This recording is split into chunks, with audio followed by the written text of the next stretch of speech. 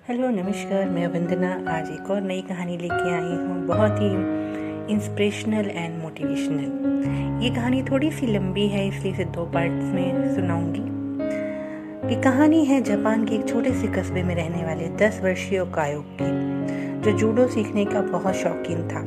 पर बचपन में हुई एक दुर्घटना में बायां हाथ कट जाने के कारण उसके माता पिता उसे जूडो सीखने की आज्ञा नहीं देते थे। पर अब वो बड़ा हो रहा था और उसकी जिद भी बढ़ती जा रही थी। अतः माता पिता को झुकना ही पड़ा और वो ओकायो को नजदीक के शहर के एक मशहूर मार्शल आर्ट्स गुरु के यहाँ दाखिला दिलाने ले गए। गुरु ने जब ओकायो को देखा तो उन्हें अचरज हुआ कि बिना बाएं हाथ का ये लड़का भला जूडो क्यों सीखना चाहता है। उन्होंने पूछा, तुम्हारा तो बायां हाथ है ही नहीं, तो भला तुम और लड़कों का मुकाबला कैसे करोगे? ये बताना तो आपका काम है। ओकायो ने कहा, मैं तो बस इतना जानता हूँ कि मुझे सभी को हराना है और एक दिन मुझे मास्टर बनना है। गुरु उसकी सीखने की इतनी दृढ़ इच्छा शक्ति से काफी प्रभावित हुए और बोले, ठीक है, मैं तुम्हें सिखाऊंगा, लेकिन एक शर्त है, तुम मेरे हर निर्देश का पालन करोगे, उसमें दृढ़ विश्वास रखोगे। ओकायो ने सहमति में गुरु के समक्ष अपना सिर झुका दिया। गुरु ने एक साथ लगभग 50 बच्चों को जूडो सिखाना शुरू किया।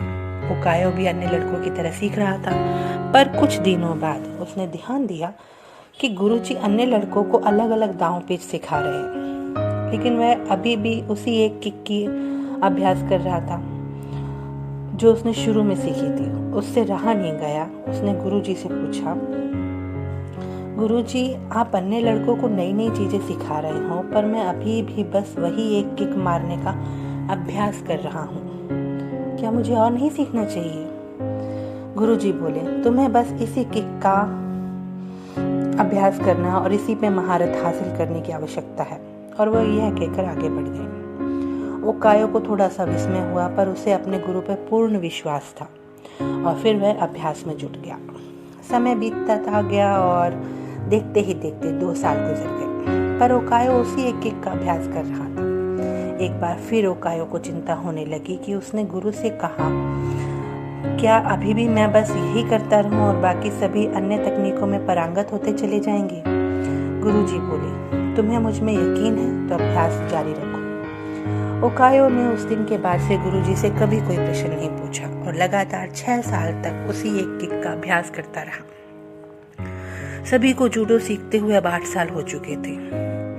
तभी एक दिन गुरुजी ने सभी शिष्यों को बुलाया और बोले, मुझे आपको जो देना था वो मैं दे चुका और अब गुरुकुल की परंपरा के अनुसार सबसे अच्छे शिष्य का चुनाव एक प्रतिस्पर्धा के माध्यम से होगा और इसमें विजयी होने वाले शिष्य को मास्टर की उपाधि दी जाएगी।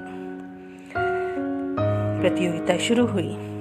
प्रतियोगिता में क्या हुआ ये मैं अगले पार्ट में बताती हूँ आपको, जरूर सुनिएगा।